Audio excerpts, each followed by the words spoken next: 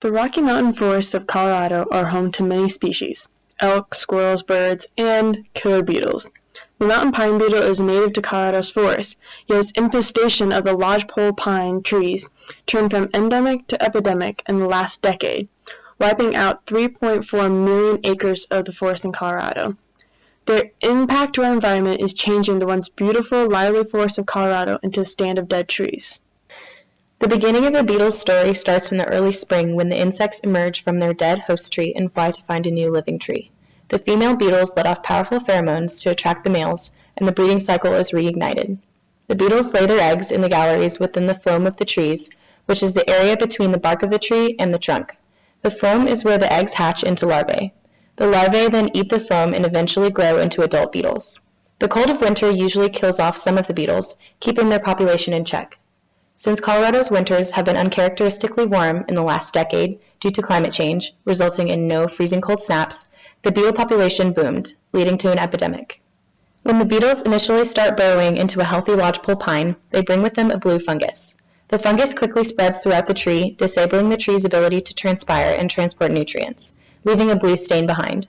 With the help of the fungus, the beetle is able to quickly overcome the tree's defenses, and the result is the death of the trees. Once the mountain pine beetle initially attacks a lodgepole pine, the tree goes through three main stages of the attack: the green phase, the red phase, and the gray phase, named so for the color of the needles on the tree. As you can see, this tree here to my right is still in the green phase.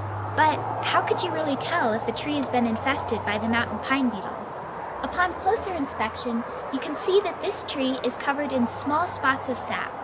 The sap is the tree's attempt to expel the beetles and get them out of its phloem. So after the green phase comes the red phase. So as you can see, it's easy to identify by the color of the needles. And the red phase indicates that the tree is terminal, meaning that there's really no hope in saving the tree and the tree's lost the battle with the beetle. Usually the red pine needles will stay on the tree from 1 to 3 years. The third stage of the tree progression is the gray phase, in which the tree is completely dead but is still standing and has lost all of its needles. The gray phase typically lasts between 3 and 15 years and has significant environmental implications because the tree has no needles. It, for instance, is not able to provide coverage for snowmelt or protect against the wind, or provide habitats for wildlife in the area. Additionally, many gray-phase trees are highly susceptible to being blown over in the wind and can often pose a safety hazard for people in the forest. So the epidemic of the infestation has now reached about a peak, and that's because of the fact that the beetles are running out of new trees to infect. The forest now is in the process of regrowth, such as this little guy here. And the regrowth stage usually takes upwards of 15 to 20 years. As we're seeing though, with the regrowth, there's a lot more diversity being added to the forest because different trees such as like spruces and stuff that maybe before were blocked out by the lodgepole pines are now able to grow. Although the epidemic peaked in 2008, the beetles have left a literal stain on Colorado's once beautiful forest. The forest damage places an economic strain on Colorado's $2.6 billion annual ski and tourism industry, as tourists are less likely to enjoy the views of the mountains with stands of dead trees covering the slopes. As shown on the map, over 5% of Colorado has been severely changed by the infestation.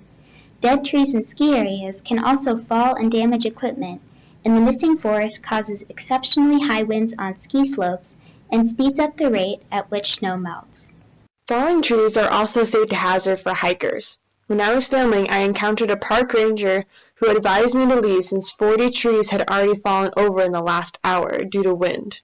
He pointed to one of the fallen trees by the trail and said, "This one is fresh." As the trees transition from green to red to gray, the visible impacts and impact on the ski and tourism industry are obvious. However, more research needs to be done on the complex environmental implications that are a result of the beetle, such as how watersheds and nutrient cycles of the forest might change. Although the majority of the tree death occurred in the last decade, Colorado will be facing the effects of the infestation for decades to come.